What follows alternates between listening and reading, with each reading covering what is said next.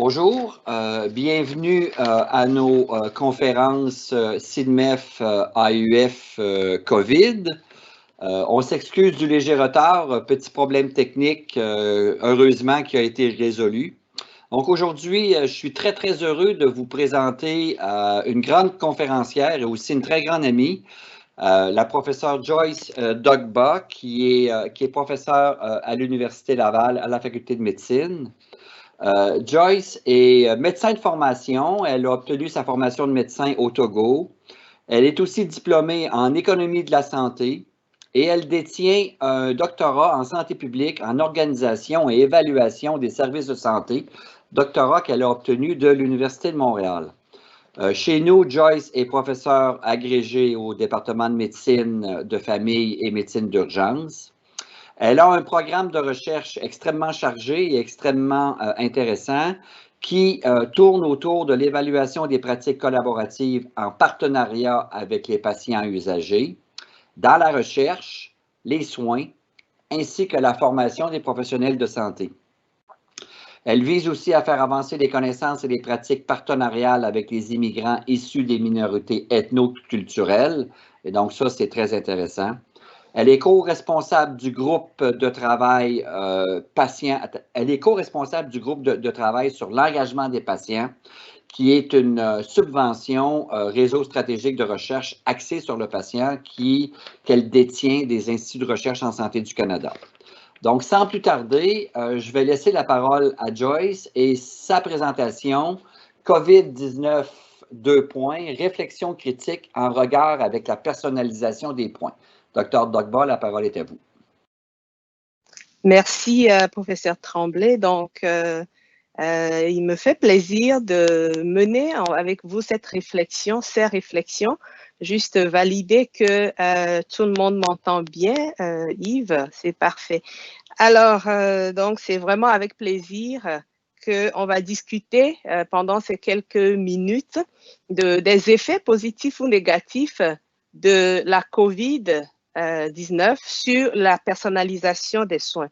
Alors, la première chose qu'on se demande, c'est est-ce qu'une question légitime? Je pense on se pose beaucoup de questions. Alors, juste dire que je suis tombée sur un article sur le fait que les soins en période de COVID doivent rester des soins humanisants et puis centrés sur la personne. Alors, qui s'est posé la question? Ben, nul autre que Angela Coulter. Angela Coulter, pour ceux et celles qui ne la connaissent pas, eh bien, c'est l'une des pionnières de toute l'approche centrée sur la personne, des soins centrés sur l'être humain. Et elle s'est posé la question. Et j'ai aussi regardé et il y a d'autres experts sur la médecine de la précision, comment est-ce qu'elle peut être au service des traitements de personnes atteintes de COVID. Alors, je me dis, ben, écoutez, il y a plusieurs qui se posent la question, alors nous aussi, on peut se la poser. Mais de quoi parle-t-on quand on parle de personnalisation des soins? Alors, cette image qui ne dit rien, ben, c'est fait exprès. Parce que la personnalisation des soins, on se demande si c'est quelque chose de bizarre, si c'est un monstre à deux têtes, puis ce n'est pas le lieu donc d'en discuter. Mais je vais juste pour qu'on sache de quoi on parle ce matin, puis cet après-midi pour ceux qui sont en France et en Afrique, juste catégoriser la personnalisation des soins en deux pôles.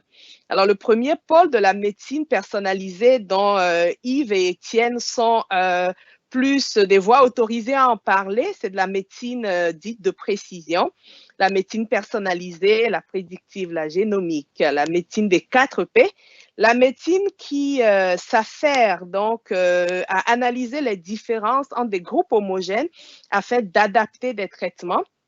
Donc, il y a ce pôle, mais il y a aussi un autre pôle, celui de l'approche centrée sur la personne dont je suis plus expert et qui va faire l'objet donc de la discussion de ce matin. Et les synonymes, c'est l'approche centrée sur la personne, patient-centered care. Et en fait, la différence, c'est que c'est une approche de soins globale et qui permet donc de dispenser les soins adaptées au patient, oui, mais cette fois-ci en tenant compte, c'est tout un processus qui tient compte des valeurs et des préférences de la personne soignée et qui aussi implique la personne soignée dans les prises de décision. Ces deux approches se rejoignent parce que l'objectif final, c'est que les soins donc soient adaptés à la personne, que ce soit à partir des gènes ou à partir de leurs valeurs. Alors, les 5 ingrédients essentiels de l'approche centrée sur la personne sont donc la dimension psychosociale, le fait de considérer le ou la patiente en tant que personne, les pouvoirs qui sont partagés entre équipes de soins et les personnes soignées, le fait d'établir une alliance thérapeutique soignant-soigné et le fait de considérer le professionnel en tant que personne au sein d'une équipe et qui effectue une pratique réflexive. Pourquoi poser ces bases? Parce que les questions que je vais me poser donc vont s'articuler autour de ce cadre-là. La première question, c'est que je me suis promenée et j'ai rencontré monsieur coronavirus ou mademoiselle Covid et je lui ai posé la question de savoir quelle influence est-ce que tu as sur la première composante de l'ACP, donc approche centrée sur la personne, celle de la dimension biopsychosociale. Quelle approche, quel effet est-ce que tu as? Et donc, dans mon entrevue avec la COVID, parce qu'au Canada, ils ont choisi de dire la COVID, la maladie à coronavirus, je me suis permis de lui attribuer la médaille de meilleur enseignant du monde. Ben, pourquoi? Parce que enfin, tu nous apprends, cher COVID, que la santé, ça va au-delà de l'absence de la maladie et que ça embrasse le bien-être. En fait, tu nous apprends à penser à l'impact que nos décisions actuelles ont sur les générations futures. Alors pour ça, je crois que c'est plus un bénéfice. C'est dommage à dire, mais on peut apprendre de cette situation et ça peut renforcer ce pilier 1 de l'approche centrée sur la personne. Malheureusement, quelle ne fut ma tristesse de voir que, cher COVID, tu nous as encore montré, et c'est avec tristesse, avec larmes, que nos systèmes sont encore très hospitalo-centriques, que c'est des systèmes qui sont très fondés sur le biologique. Et quelle ne fut notre surprise à nous tous de remarquer que des États développés, des États dits numéro 1 au monde, ont dû enterrer des victimes dans des fosses communes. Qu'est-ce que ça nous apprend? Était-on préparé? Pouvait-on se préparer? Mais je crois que ça révèle que l'approche centrée sur la personne est encore très, très, très fragile dans nos systèmes de soins. Mais qu'en est-il du pilier 2 de l'approche centrée sur la personne, de la personnalisation des soins, de la patient ou du patient en tant que personne, qui comprend donc le fait de dissocier, de comprendre que en fait la personne qu'on a en face de soi, la personne malade, ce n'est pas qu'un corps, c'est un corps et une âme. De savoir que d'autres choses, d'autres facteurs, comme le fait de bien accueillir et de mieux communiquer avec la personne, vont probablement contribuer à sa guérison, à son rétablissement, même si des preuves restent à être produites dans ce domaine. De savoir que la personne n'est pas qu'un corps, qu'elle a aussi un genre. Alors, qu'as-tu fait, COVID? Ben, je peux te dire bravo, parce qu'encore une fois, tu nous fais penser au-delà du corps malade. Tu nous fais penser à tout ce qui entoure la personne. Tu nous fais penser d'ailleurs qu'il y a une épidémie qui est silencieuse, celle des drames, celle des problèmes de santé mentale. Donc, je te dis bravo. Mais je suis consternée quand je me pose la question, qu'as-tu fait au pilier accueil et communication? Qu'est-ce qui se passe dans les hôpitaux? Puis, j'aurais aimé une conférence interactive pour vous la poser à vous, les soignants qui m'écoutez. Que sont devenus ces piliers de l'approche centrée sur la personne, de la personnalisation des soins? Je me rappelle que mes cours de médecine m'ont dit que dans le domaine de la santé, l'accueil et la communication, ça commence par une salutation. Le personnel qui se présente avec une attitude et une écoute qui encouragent et qui mettent en confiance le patient. et le sourire. Mais un sourire masqué est-il le même qu'un sourire? Mais qu'as-tu fait à l'accueil et à la communication dans le domaine de la santé? Un regard, le regard de ces professionnels qui est teinté de panique face à un potentiel patient contagieux. La position, les 2 mètres obligatoires qui peuvent être même 6 mètres parce que le patient devient une source de peur. Mais qu'as-tu donc fait à ce palier, à ce pilier de l'accueil et de la communication qui sont fondamentaux quand on parle de personnalisation des soins? Et qu'as-tu fait, cher COVID, à l'approche genre? Qu'as-tu fait? C'est une question que je me pose lorsque je remarque des voix qui s'élèvent pour nous dire que les femmes sont encore une fois les plus atteintes par cette maladie. De façon directe, dans certains pays, elles font partie du personnel de santé le plus exposé et le moins protégé, parce que ça va être les infirmières, et qu'au bloc, les médecins, donc les mâles, ils vont peut-être être plus protégés parce qu'ils ont des masques N95. Qu'as-tu fait lorsque je lis et que je regarde qu'il y a une pandémie dans l'ombre, celle de la violence faite aux femmes, parce que le confinement les a forcées à vivre avec peut-être leur tortionnaire? Qu'as-tu fait lorsque je remarque que les professions qui sont appelées à disparaître dans très bientôt, l'hôtellerie, les petits commerces, sont en majorité occupés par la femme? Qu'as-tu fait lorsque je découvre un article qui me dit qu'en période de pandémie, eh bien, les hommes ont plus publié que les femmes? Qu'as-tu fait à la personnalisation des soins? Qu'as-tu fait, cher COVID, à l'approche genre? Mes questions se poursuivent. Si je me dis le 3e pilier, l'alliance thérapeutique, et j'espère qu'elle a été améliorée en période de pandémie, mais allons-y, parcourons ensemble, puis nous découvrirons. Je remarque enfin que, c'est des données du Québec, que enfin, à l'amorce de la 2e vague, les gouvernements ont enfin compris que l'engagement des patients, c'est aussi appeler des vrais patients, des personnes qui ont vécu la maladie et de les faire témoigner. Alors, ces personnes défilent maintenant sur nos ondes et c'est bien. Mais je te dis juste un merci et je ne te décerne pas une médaille, cher COVID, parce que, à mon avis, d'observateur de la personnalisation des soins, c'est arrivé un peu trop tard. N'eût été la 2e vague, peut-être qu'on n'aurait jamais entendu ces voix et peut-être que c'est arrivé avec un intérêt égoïste, celui donc de servir des intérêts d'un politicien. Mais peu importe, je crois qu'on commence à comprendre qu'un témoignage, un savoir expérientiel, un vécu, parfois ça parle plus mieux que nos messages publicitaires. Alors tant mieux si on comprend que l'engagement des patients, c'est quelque chose qui peut aider à prévenir.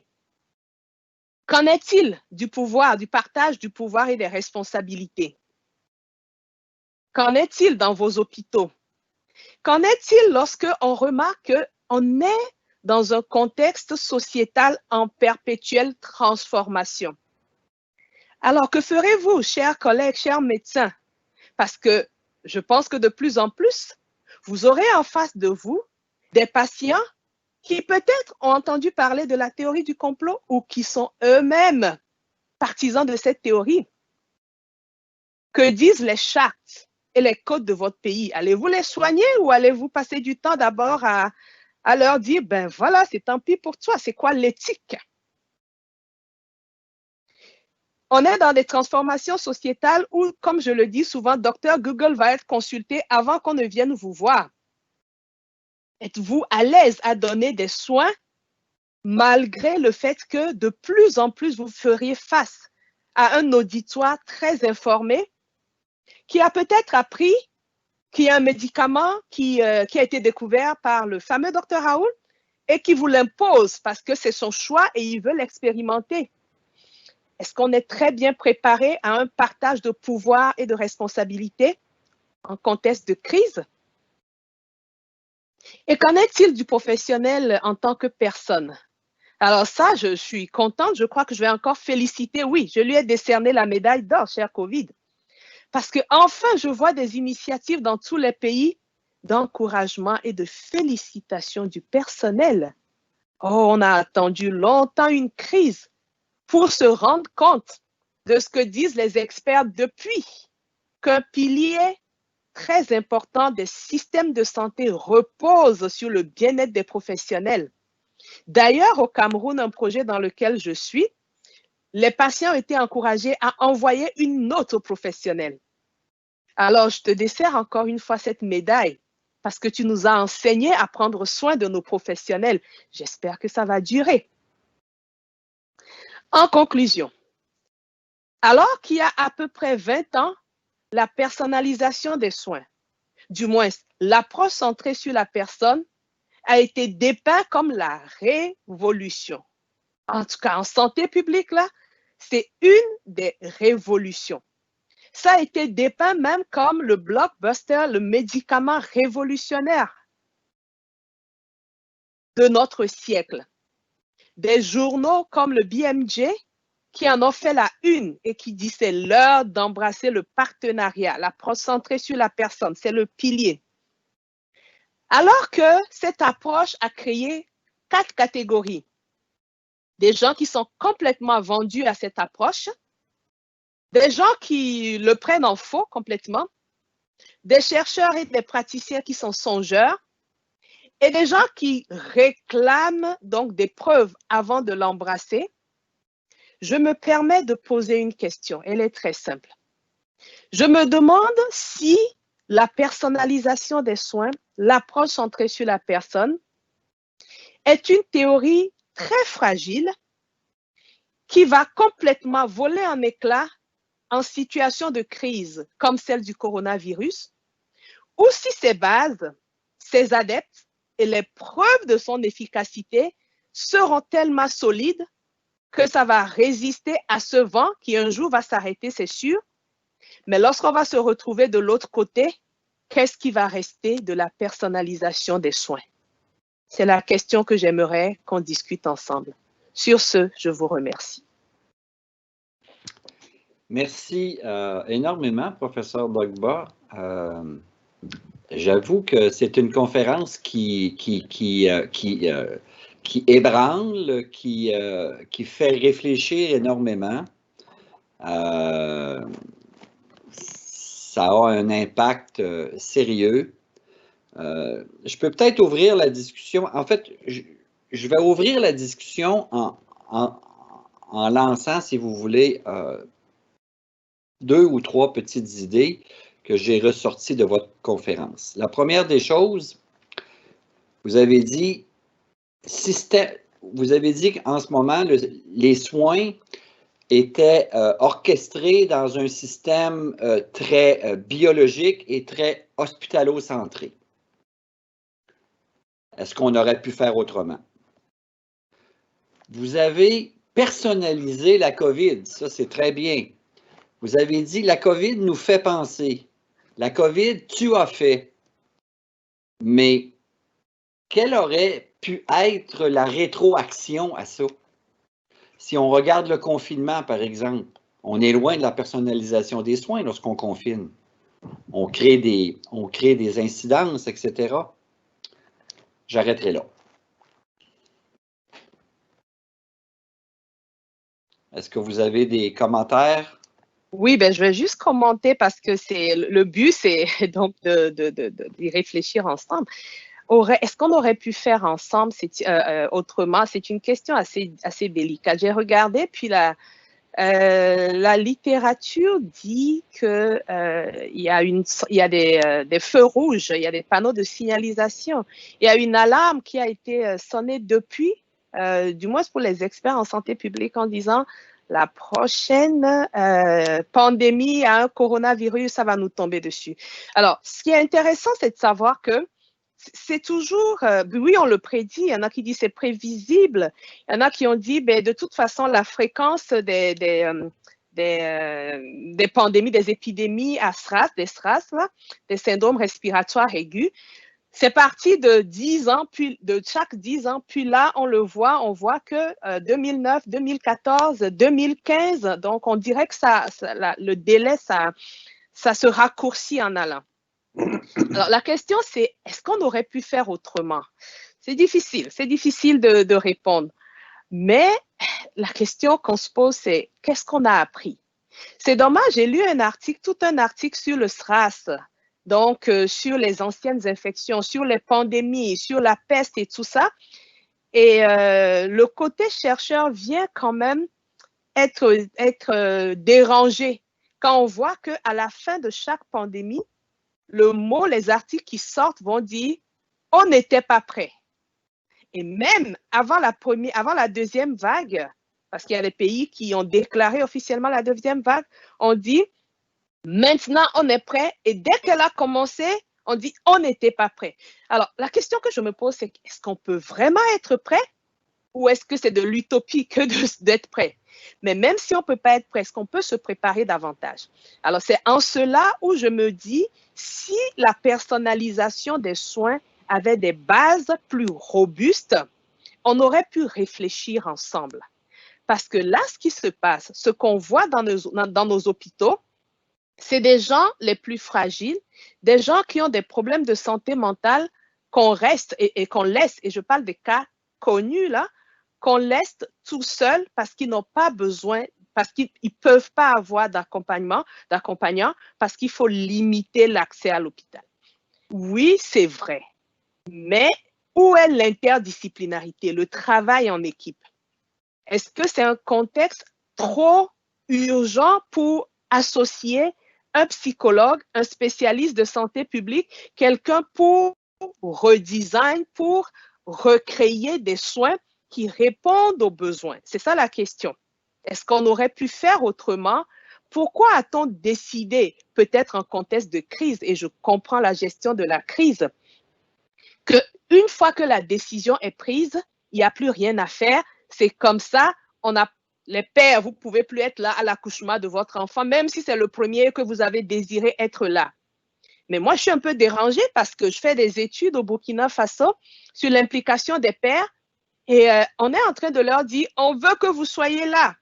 Puis là, on vient le dire, on ne veut pas que vous soyez là. Vous savez quoi, le cerveau humain, là, il va juste choisir des messages sans trop intégrer les différents contextes. Ben, écoutez, là, ça vient contredire tous nos messages. On veut que vous soyez là, puis là, vous ne pouvez pas être là. Sauf que la décision a été prise de façon unilatérale. A-t-on pris le temps d'informer? A-t-on pris le temps, en situation d'urgence, de dire, on ne peut pas admettre les accompagnants? Je n'ai rien contre. Oui, il faut le faire. Mais après, a-t-on délégué des travailleurs communautaires, des travailleurs sociaux, pour aller rencontrer ces pairs qui auraient voulu être présents et leur expliquer pourquoi, juste pour prévenir une prochaine crise? Mais c'est bizarre. Est-ce qu'on a profité des nouvelles technologies de l'information et de la communication? En Afrique, là, je crois qu'au moins chaque personne a 4 ou 5 cellulaires avec des WhatsApp, mais profitons-en. Le père ne peut pas être là, mais les bioinformaticiens, est-ce qu'on peut travailler avec eux pour les associer et puis prendre une vidéo puis le montrer? Donc, je crois qu'il y a des alternatives et malheureusement, ça a été sous-exploité. Aurait-on pu faire autrement? La question, elle se pose et puis on peut le discuter longuement. Il y a des gens qui ont dit, nos personnes âgées qui sont mortes toutes seules, qui sont mortes dans leur chambre, on ne va pas se souvenir de tout ce qui s'est passé, le nombre de morts, mais pendant longtemps, on va se souvenir d'avoir laissé des gens à ce moment critique de la vie le passer seul. Et dans 20 ans, là, on oubliera le nombre de vies qu'on a sauvées grâce à nos confinements, déconfinements, mais on se souviendra toujours d'avoir été tellement inhumains. Alors, essayons d'amortir ces chocs, essayons de travailler. C'est juste des réflexions, Yves, tu sais bien qu'il n'y a pas de solution, alors voilà. Étienne, est-ce que tu veux apporter un commentaire? Oh, ben le premier commentaire, c'est de remercier Joyce pour son exposé parce que je trouve il ébranle beaucoup de nos certitudes, enfin beaucoup de choses qu'on a dans la tête. C'est vrai qu'à l'heure actuelle, on n'a pas d'idée définitive dans la tête. Je crois que personne n'en a et ce serait dangereux d'en avoir. Comme disait Hannah Arendt, en situation de crise, si vous avez le plus grand danger, c'est d'avoir des idées toutes faites dans la tête. Et ça, c'est le plus grand danger. Mais c'est vrai que je trouve que au point où on en est, c'est difficile d'avoir une idée. Joyce, tu disais il y a un instant, on n'était pas prêt. C'est le titre d'ailleurs d'un livre d'un de nos réanimateurs, on n'était pas prêt.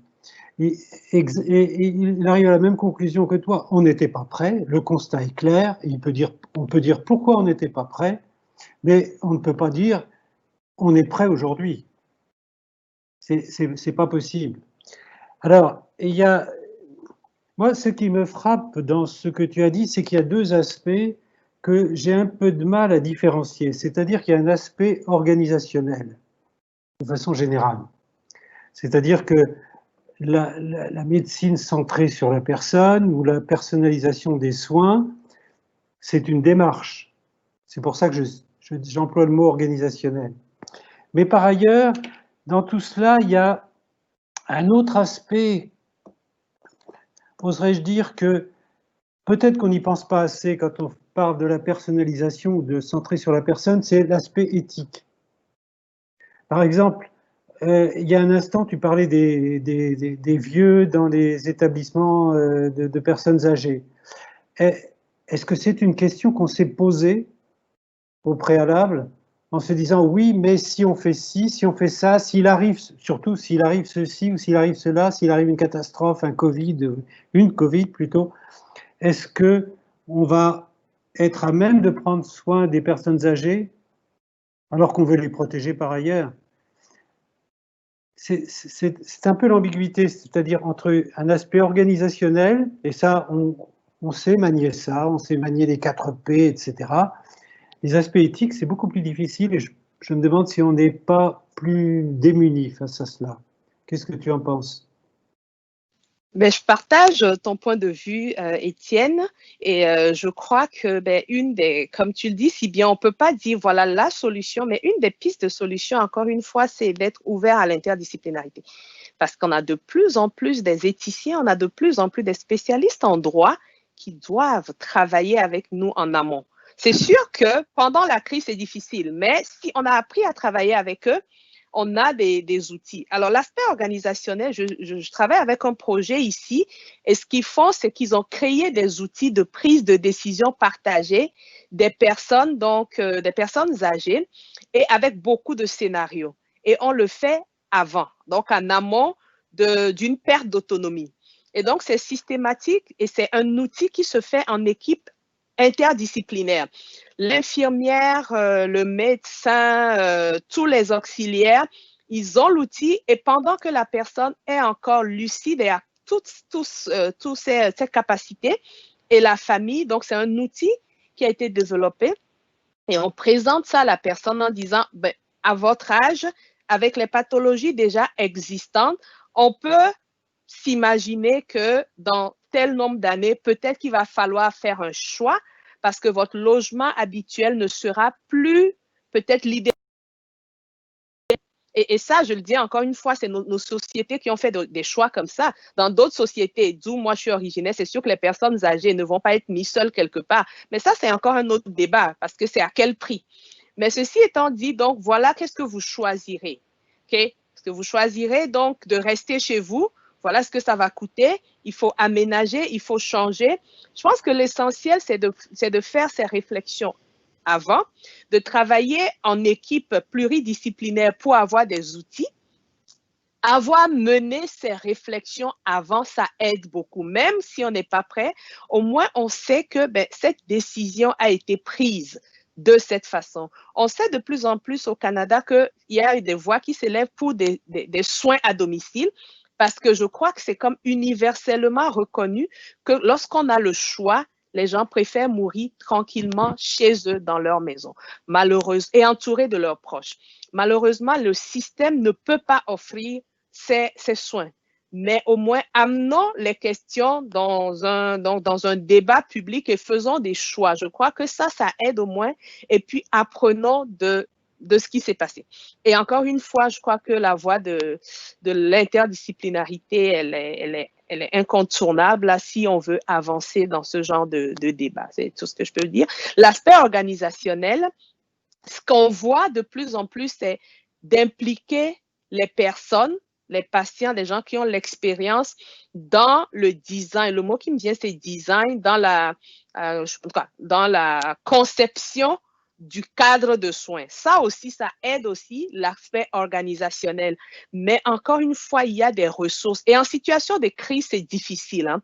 Par contre, ce que les gens ont reproché, c'est que si en mars, avril, on ne savait pas quoi faire, je crois que la société aura du mal à, entre guillemets, pardonner que les mêmes erreurs se répètent là, maintenant, avec une deuxième crise. C'est-à-dire, si en mars, avril, on a pu dire, peut-être dans l'urgence, on n'a pas besoin d'accompagnants auprès de nos personnes âgées, je crois que cette décision sera difficile maintenant. Et pourtant, on voit quand même que il y a des systèmes, des organisations qui ne sont pas prêtes, qui n'ont pas profité des nouvelles technologies encore et qui recommencent à limiter les visites. Et donc, il y a comme un équilibre à avoir. Je suis d'accord avec toi, Étienne. Oui. Je peux poser une deuxième question, Yves, si tu veux bien. Joyce, au début de ton exposé, tu as dit « La santé va au-delà de la maladie ». C'est une phrase qui ressort. D'ailleurs, ça fait référence aussi à l'OMS qui dit la santé, c'est la santé physique, c'est le bien-être, la santé physique, mentale, etc. Alors, moi, depuis le début de cette pandémie, je m'interroge sur cette phrase parce que, d'une part, c'est pas un objectif, la santé au-delà de la maladie. On ne sait pas très bien ce que c'est. C'est tellement large que c'est pas un objectif. Est-ce qu'on peut dire que 2 jours de notre vie, on est dans un état de bien-être complet, à la fois physique, psychique, etc., et social? C'est quasi impossible. Il y a forcément des petits problèmes à la maison ou ailleurs, ou de santé plus ou moins importants. Donc, quand on définit la santé de cette façon, au-delà de la maladie, alors, pourquoi faire le lien avec la pandémie? C'est tout simplement parce que cette pandémie, il y a l'aspect visible, les patients en réanimation, les gens qui sont malades à domicile, etc. Puis il y a l'aspect invisible, il y a ce virus qu'on ne voit pas, mais dont je suis peut-être atteint et je ne sais pas, mais parce que je n'ai pas fait de test, etc. C'est un ennemi invisible. Donc, le concept de santé, dans ce cas-là, n'est pas très clair, n'est pas simple, ne serait-ce que parce que j'ai une certaine anxiété. C'est pour ça que j'aimerais que tu reviennes sur cette affaire de santé au-delà de la maladie. Merci Yves. En plus, j'ai décerné une médaille de meilleur enseignant à la COVID, de nous avoir appris que la santé allait au-delà de la maladie. Parce que malheureusement, je crois qu'encore dans l'imaginaire commun, c'est ça, hein, je suis en bonne santé. En général, quand on va dire à quelqu'un comment vas-tu, oh, ça va, je suis en bonne santé. C'est une réponse, mais si on pousse un peu, ah, tout va bien. Ah ben non, finalement, c'est ça, j'ai 3-4 collègues qui disaient, donc voilà, si on pousse, donc ça reste que l'absence de maladie, l'absence de maladie physique ou décelable va rester quand même la définition dans l'imaginaire commun. Et je crois que ça nous amène, cette crise nous amène à aller au-delà. Pourquoi je le dis? Parce que il y a plusieurs qui, j'ai entendu des tenanciers de bars dire, ben non, si vous fermez les bars, là, c'est notre santé qui est affectée. Pourquoi? Parce qu'ils vont faire le lien, parce qu'on n'a pas de revenus, il y a la tension, il y a la santé mentale, puis on revient. Alors, la question classique en santé publique, ça a toujours été, quand on parle des déterminants, c'est quoi la distance, quoi la proximité donc de ce déterminant avec la manifestation d'une maladie ou la manifestation d'un dysfonctionnement. Et c'est sûr que plus ça va être proche, ça va relever de ce qu'on va appeler la santé ou l'absence de maladie. D'ailleurs, le ministère de la Santé, ça aurait pu inclure tout ce qui est décision économique parce que tout va finalement affecter la santé. Donc, c'est sûr que cette notion de santé au-delà de la maladie a un point faible, celui de ne pas être difficilement objectivable, c'est classique, c'est connu. Néanmoins, je crois que lorsqu'on regarde le fait que même les enfants en bas âge, jusqu'à l'absence de signes visibles, l'absence de maladie demeure la réponse, je crois que ça nous aide à voir qu'il y a des liens plus ou moins proximaux, plus ou moins distaux avec la manifestation ou le déclenchement d'un mauvais fonctionnement objectivable par la médecine, mais ça nous amène à réfléchir au-delà. Maintenant, encore une fois, c'est où on place la limite. Là, on sait que dans pratiquement beaucoup de pays, ça va être le ministère de la Santé et des Services sociaux parce que là, on sait que c'est quand même que ça reste très limité, très inefficace de dissocier les deux parce que c'est l'environnement immédiat. Je veux dire, lorsque vous voyez l'enfant dans un contexte de violence familiale et que les services sociaux ne le prennent pas en charge, là, on est quand même d'accord que ça relève, en gros, dans plusieurs pays de la santé. Et je crois que la COVID nous aide à faire ça parce que dans plusieurs pays, en Amérique latine, un peu moins en Afrique, mais il y a eu des voix qui se sont levées en disant, en période de confinement, attention, ouvrez les yeux. Est-ce qu'il y a un de vos voisins qui crie à l'aide? Donc, quand même, il y a cette notion, il y a cette réflexion que plusieurs ont été amenés à faire. Et même d'entendre des tenanciers de bar vous dire, ben, vous fermez, c'est notre santé que vous menacez de façon très distale. Donc, je crois que la question demeure. Maintenant, il y a des notions en économie de la santé qui vont aider, qui vont tenter d'aider à aller au-delà. Parle-t-on de santé ou parle-t-on de qualité de vie ou d'espérance de vie en bonne santé? Donc, est-ce que le souhait, puis c'est des questions individuelles, c'est des questions sociétales, est-ce que mon souhait, c'est de vivre jusqu'à 100 ans avec beaucoup de maladies et puis avec des efforts pour prolonger la vie? Ou est-ce que 20 ans de vie, comme tu le dis tantôt, sans aucune affection, est-ce que ça, ce serait la santé, le bien-être? C'est encore difficile de mesurer d'objectiver avec des indicateurs certains aspects du bien-être, ça c'est sûr. Et la question fondamentale, quand on parle de valeur, qu'en est-il de la spiritualité? Parce qu'on va le voir ici, il y a des peuples qui ne dissocient pas leur santé, leur bien-être de leur spiritualité. Et on voit que ça commence à envahir l'Occident au grand bonheur de certains qui le disaient depuis. Vous avez sorti le corps et l'âme de l'esprit et là, vous vous rendez compte, on le voit avec la popularité du yoga, des médecines alternatives, on le voit. Alors, pour dire, Yves, Étienne, pardon, ta question, c'est, encore une fois, je crois que je lui laisse quand même cette médaille parce que la réflexion, elle se fait là, de qu'est-ce que c'est que la santé. Donc, c'est ça. Merci. Si vous permettez, j'aimerais faire deux petits commentaires parce que je reçois des courriels de gens. Juste rappeler aux gens que si vous utilisez le bandeau dans le bas de votre écran ou dans le haut de votre écran, vous avez la possibilité de poser des questions. Vous n'avez pas accès directement à la présentation, mais vous pouvez poser des questions et Étienne et moi, nous les colligeons. J'aurais un commentaire à faire et c'est en relation un petit peu avec un courriel que je viens d'avoir.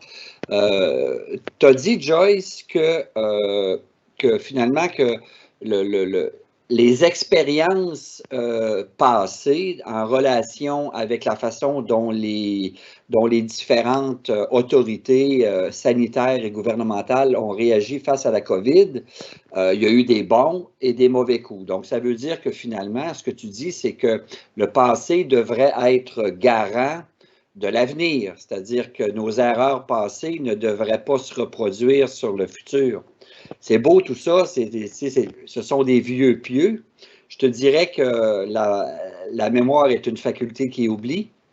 Et donc, on risque d'oublier nos erreurs puis les reproduire.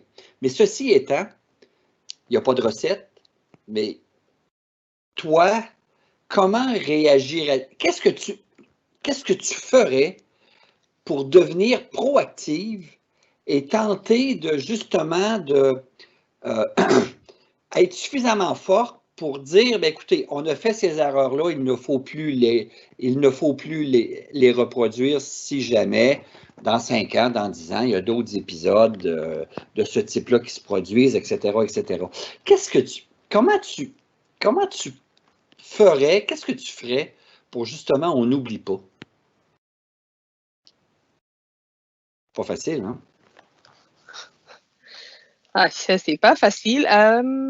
En tout cas, je crois que il n'y a pas de solution, évidemment. Yves le sait très bien. Là, il y a que donc, mais en fait, c'est sûr que d'abord documenter le passé, ça c'est important. Je crois que et je le dis surtout en lien avec mes origines, l'Afrique. On a du mal à documenter, on ne sait pas. Donc, c'est dommage parce que c'est sûr qu'on est de tradition orale et qu'on va le transmettre, mais je crois qu'il faut quand même trouver une façon pour écrire. Okay? Donc, ça, c'est la première chose. Donc, si je viens dans la littérature et que je cherche comment est-ce que l'Afrique a traité, a réagi face à certaines épidémies, c'est sûr que je vais trouver peut-être des Occidentaux qui se sont intéressés et qui l'ont écrit. Et ça, je le dis, ça me fend le cœur parce que je me dis, on a peu de traces. Ou alors, les traces vont être ce qu'on appelle la littérature grise, donc c'est difficile ou ça va être... Donc, je crois que la première chose, c'est apprenons à écrire et puis laissons des traces à nos enfants. Bon, si on ne veut pas écrire, mais laissons des traces à nos enfants et de plus en plus, apprenons-leur à s'inspirer, à lire. Déjà, le passé, mais qu'est-ce qu'on sait? Est-ce qu'on sait du passé? Donc, ça, c'est la première question. L'autre chose, c'est que c'est difficile de transposer le passé, comme tu l'as dit. Et ça, c'est parce que il y a beaucoup de choses qui varient dans soit le contexte, soit la menace. Là, je crois que les voix sont unanimes à qualifier cette pandémie d'unique, même si c'est le même, même si c'est un coronavirus et qu'en général, on les connaît, il y a quand même quelque chose d'unique. Donc, quelque chose d'unique et il a fallu prendre du temps pour découvrir ce qui distinguait ce virus des autres.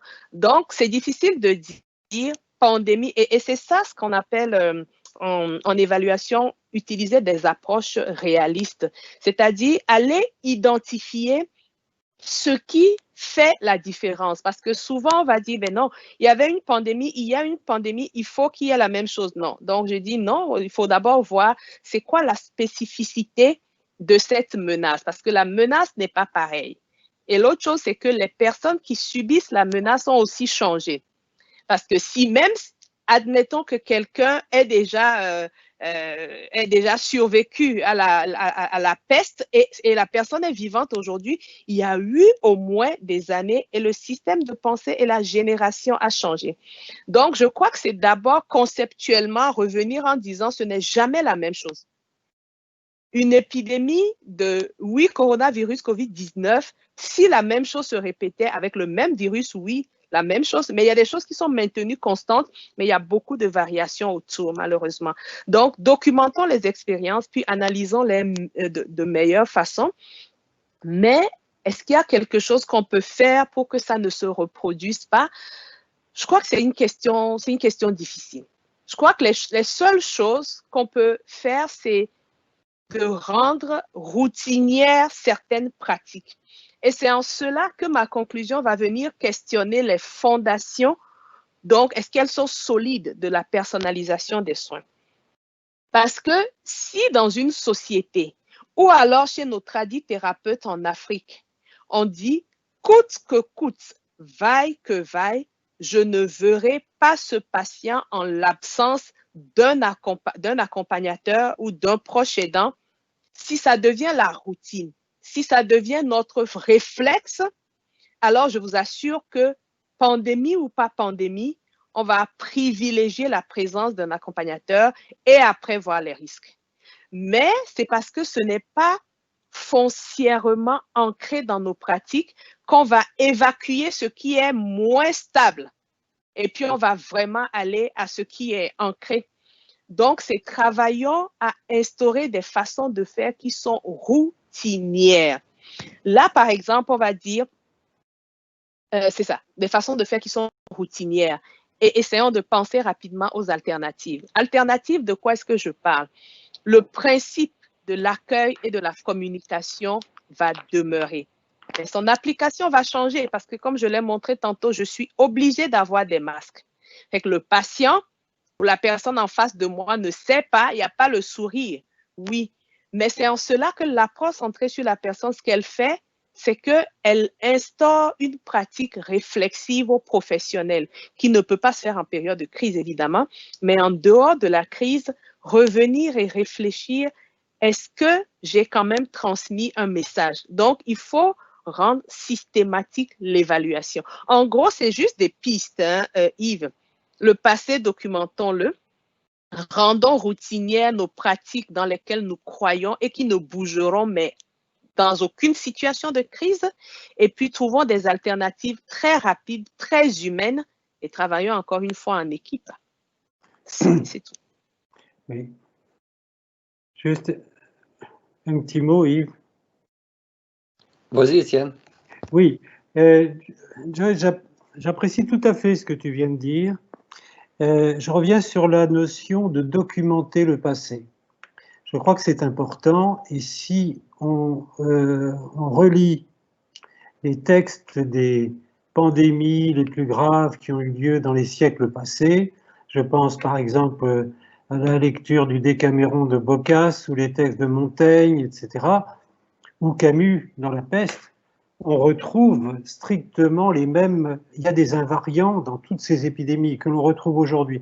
Et je crois que c'est important d'en tenir compte parce que on peut être surpris de certaines réactions qui en réalité n'ont rien de surprenant parce qu'on les a connues antérieurement. Et ça, c'est pour ça que c'est important effectivement de documenter le passé parce qu'il y a beaucoup de choses qui ne sont pas nouvelles.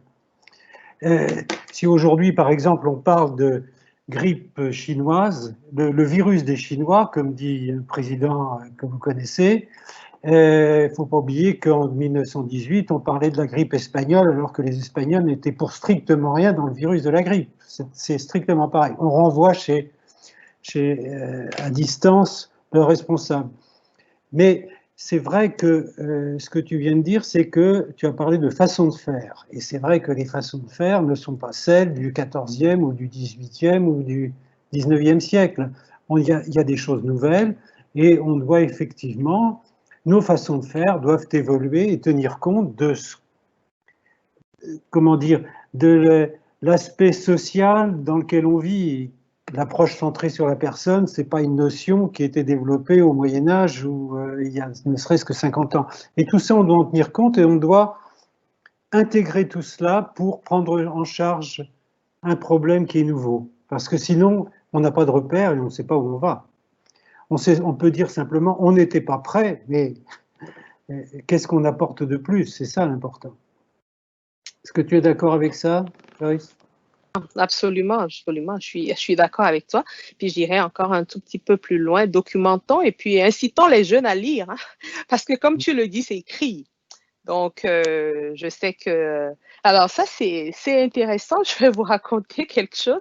Il y a un parent qui découvre, donc son enfant l'appelle en fait cette année et dit, ben, regarde, j'ai trouvé une pièce de un billet de $20 dans un livre.